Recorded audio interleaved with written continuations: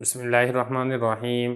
الطریقۃ العصریہ کا الدرس السابع والعشرون ہے فعل مضارع، اور اس سبق کے اندر جو مونس کا صیغہ ہے، واحد مونس غائب، واحد مذکر مخاطب، واحد متکلم، اور اسی طریقے سے کچھ نہیں کے صیغے ہیں جن کی مشق کروائی گئی ہے۔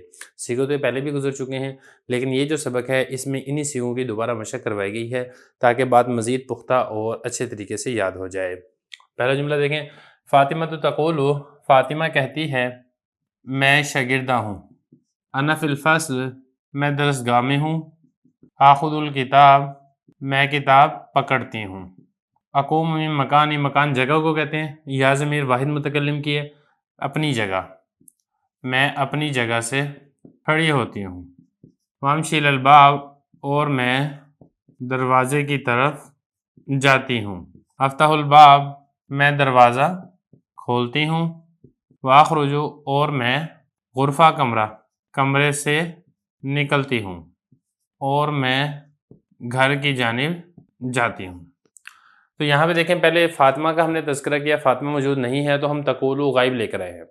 تو تقولو دیکھنے میں تو واحد مذکر مخاطب سے بھی ملتا ہے، کیونکہ واحد مذکر مخاطب کے لیے بھی آپ تقولو ہی استعمال کرتے ہیں، لیکن چونکہ پہلے مونس کا تذکرہ ہے تو لہذا یہ واحد مذکر مخاطب نہیں ہے بلکہ یہ واحد مونس غائب ہے۔ تو جب ہم نے واحد مونس غائب کا ہم نے بات کی تو پھر ہم یہاں پہ واحد مونس غائب لے کر آئے۔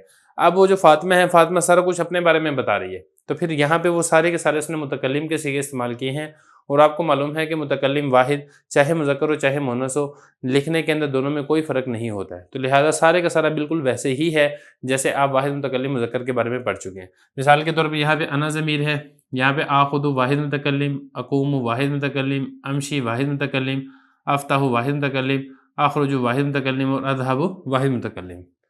تو بس فرق صرف یہ ہوگا کہ جب ہم ترجمہ کریں گے تو ترجمہ ہم مونس کے اعتبار سے کریں گے، کیونکہ جو بات کہنے والی ہے وہ مونس ہے۔ آگے دیکھیں، معلمہ اور تلمیذہ، تو یہاں پہ استانی ہے اور ساتھ اس کی شاگرد ہے، یہ دونوں آپس میں باہمی بات چیت کر رہے ہیں۔ تو صیغوں کا یہاں پر استعمال کیا گیا ہے، ایک تو امر حاضر معلوم کے صیغوں کا استعمال ہے، اور جو کہ استعمال کرتی ہے استانی، یعنی وہ حکم دیتی ہے اپنی شاگردہ کو، اور شاگردہ جو آگے سے جواب دیتی ہے، پھر وہ وہاں پر واحد متکلم کے الفاظ لے کر آئے ہیں۔ بالکل ویسے ہی ہے جیسے کہ ہم نے گزشتہ سبق کے اندر استاد اور شاگرد کے بارے میں مکالمہ پڑھا تھا، یہ بھی بالکل ویسے ہی ہے، فرق صرف اتنا ہے کہ وہاں پہ مذکر تھا اور یہاں پر مونس کے صیغے استعمال ہوں گے۔ معلمہ، استانی، استانی کیا کہتی ہے؟ قومی، کھڑی ہو جاؤ، یا فاطمہ، اے فاطمہ، اے فاطمہ کھڑی ہو جاؤ۔ تو شاگردہ کیا کہتی ہے؟ انا اقوم، میں کھڑی ہوتی ہوں۔ اب استانی آگے سے کہتی ہے خذ الکتاب، کتاب پکڑو۔ شاگردہ آگے سے کہتی ہے آخذ الکتاب، میں کتاب پکڑتی ہوں۔ استانی کہتی ہے امشی الی الباب، دروازے کی جانب چلو۔ شاگردہ کہتی ہے امشی الی الباب، میں دروازے کی جانب چلتی ہوں۔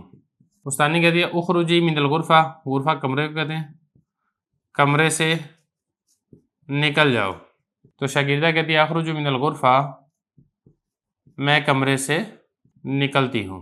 استانی کہتی ہے اذهبی الی البیت، گھر جاؤ یا گھر کی جانب جاؤ۔ شاگردہ کہتی ہے اذهب الی البیت، میں گھر جاتی ہوں۔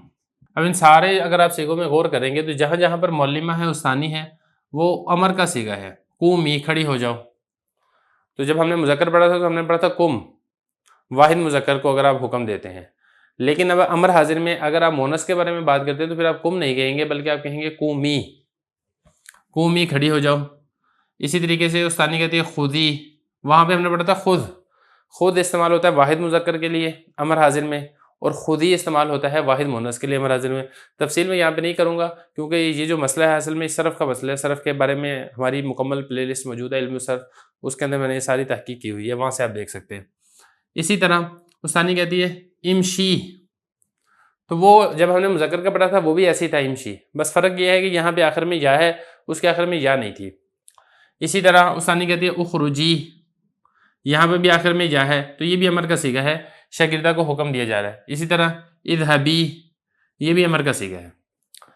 تو سارے کے سارے جو امر کے صیغے ہیں تو ترجمہ بھی ہم نے امر کے مطابق کیا ہے، کھڑی ہو جاؤ، کتاب پکڑو، دروازے کی جانب چلو، نکل جاؤ، گھر جاؤ۔